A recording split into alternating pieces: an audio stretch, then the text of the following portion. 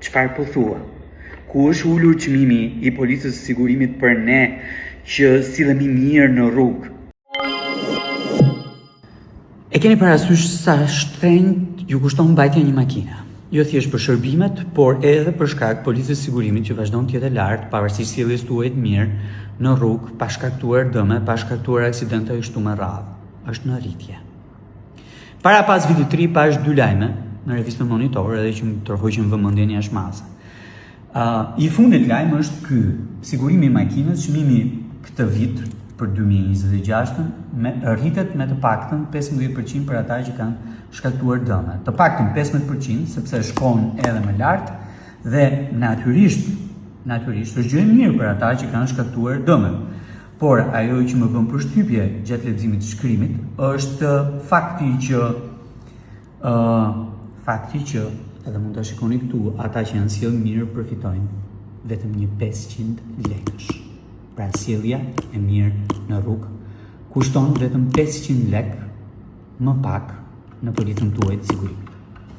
Lajmi i dytë ishte para vitit të ri dhe ishte i tillë: fitimi i kompanive të sigurimit u rrit me 64% gjysmën e parë të vitit. Dhe e dini se sa është 21.5 milion euro në total për të dy tregjet, të jetës dhe jo jetës, dhe jo jeta është 1.87 miliard lek ose diku ke 19.5 milion euro. Gjatë raportimit AMF-s në fund vitit që shkoi në kuvend, ne lam detyra të qëndësishme, bëm një rezolut, e votoi Komisioni i Ekonomisë dhe Financave të kuvendit dhe ja dërguam kuvendit për ta votuar. 2 gjëra kërkonim në të. E para, rishikimin e vendimit të AMF-s për sistemin bonus malus për të vendosur një ekuilibër të ri. Ishte i çbalancuar ai vendim në favor të kompanive të sigurimit dhe në dëm të konsumatorëve. Jo të atyre që janë sjell keq, po mbi të gjitha të shumicës së atyre që sillen mirë e që përfitojnë atë 500 lekëshin. Dhe e dyta, hetimin.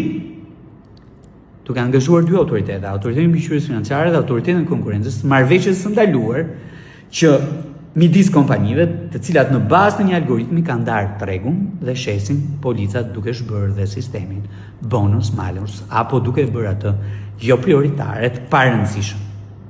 Kjo rezolut nuk u votua në kuvend dhe është hera e parë që ndodh kështu. Çfarë synonte? Mbrojtjen e konsumatorit dhe favorizimin e konsumatorit në një ekuilibër të ri, duke prishur zhbalancën e vendimit të vjetër. Pse nuk u votua rezoluta në kuvend? Pse? Fitimi flet shumë.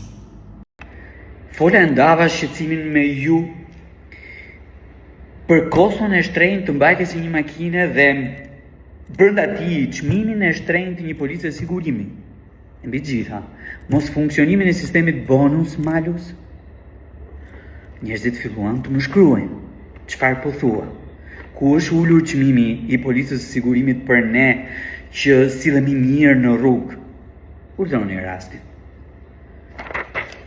Këto janë blerjet e policës së sigurimit për vitin që shkoi dhe për këtë vit të një qytetari që më shkruaj. Për vitin që shkoi është këtu dhe është 18.705 lek.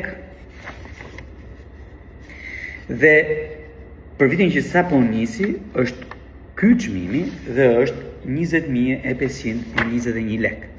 Tani unë nuk e di, por qytetari mu betua se nuk kishte kryer asnjë aksident gjatë vitit që shkoi. Madje më thotë që nuk ka marrë qoftë edhe një gjobë të vetme për qarkullimin në rrugë. Ky është fakti.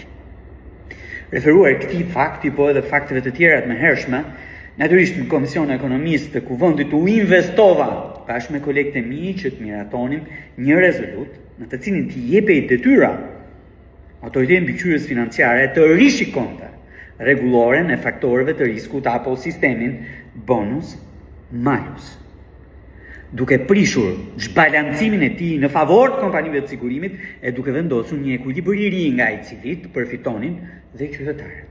Qytetarët jo vetëm që nuk po përfitojnë për sjelljen e mirë në rrugë, por në krahun tjetër po paguajnë më shumë.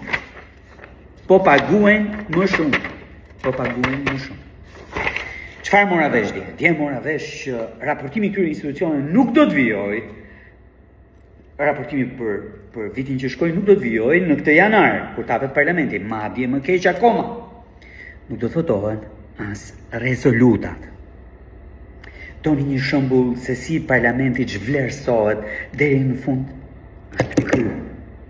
Komisioni i Ekonomisë u investua të dëgjonte raportin e Autoritetit Mbikëqyrjes Financiare, të bënte pyetje, të merrte serime, të bënte diskutime, të bënte propozime, të votonte. Dhe t'ia çonte kuvendit për të votuar përfundimisht rezoluta me detyrat për AMF-n, ku është edhe detyra për të riparë rregulloren e faktorëve të riskut dhe prishjen e një marrëveshje të ndaluar në të treg. Zhvlerësim më banal për deputetin se sa kjo që ka ndodhur nuk ka. Zhvlerësim më banal për një komisión se sa kjo që ka ndodhur nuk ka. E ti çfarë ta acaron më shumë në këtë vend kur institucionet përpiqen të nxjerrin gënjeshtar. Dje disa bujq më quan një njoftim që ishte shpërndar lart e poshtë nëpër media të AZBR, e cila ju thoshte bujqve se ju keni paguar parat brenda datës 31 dhjetor. Për fjalë për 1.5 miliard lek që duhet i kishin paguar shumë më herë, por ju thot që ja u kemi paguar, ja u kemi derdhur në bankë dhe banka tani po bëjnë kalimin pjesë. Mundova sot shikoja faqet e Ministrisë së Bujqësisë që ka vetëm takime me apo aktivitetet të ministrit apo faqen e AZBR-s që ka vetëm kutia, po njoftim nuk ka. Tani, si është e vërteta? Nga brenda AZBR-s, nga brenda AZBR-s. AZBR ka regjistruar në sistemin e saj, deri në datën 31 dhjetor ose në datën 31 dhjetor, fatura ndarë sipas bankave për 1.5 miliard lek. Pra, fatura ndarë sipas bankave. AZBR ka haruar në datën 31 dhjetor që ti miratoj vetë si institucion në sistem. Miratim që e do e mos procesi që parat të hiqen nga thesari apo të transferohen nga thesari sipas urdhërimit të AZBR në Bankën e Shqipërisë dhe pastaj në Bankën e Nivelit 2. AZBR e ka bërë vetëm sot miratimin në sistem. Tani procedura vazhdon. Thesari ka 5 ditë kohë për të miratuar faturat e AZBR. Dhe pastaj t'ia dërgoj Bankës së Shqipërisë dhe Banka e Shqipërisë t'ia dërgoj si fatura bankave të nivelit të dytë.